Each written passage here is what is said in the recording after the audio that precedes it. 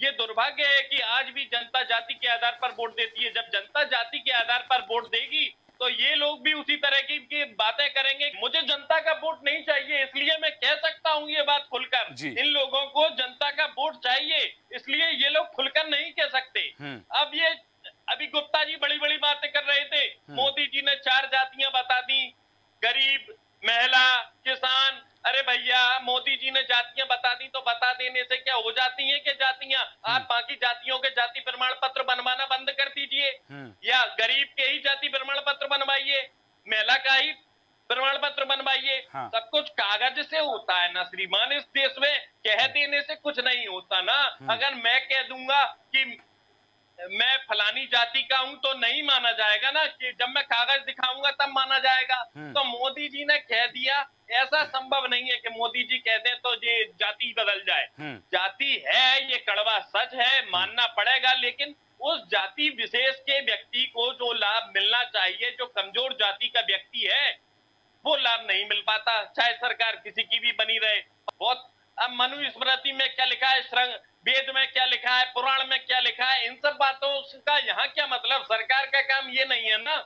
सरकार का काम तो अपनी जनता को सुविधाएं देना है। गुप्ता जी, मैं आपकी इस बात से सहमत हो सकता हूं कि आपने एक जो गुलदस्ता बनाया था, कांग्रेस ने अपने हिसाब से उस गुलदस्ते में काट छांट करने की कोशिश की।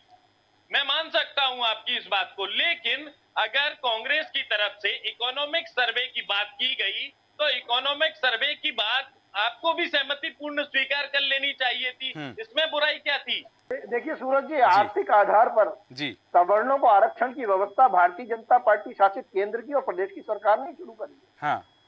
मध्य प्रदेश पहला राज्य की वकालत नहीं कर रहा श्रीमान, आर्थिक आधार पर आरक्षण की मैंने बात ही नहीं की। इकोनॉमी, मैंने केवल इकोनॉमिक सर्वे की बात की है। इकोनॉमी सूरज भाई, एक ही जादू बार बार नहीं चल सकता और एक ही जादू हर व्यक्ति पर नहीं चल सकता।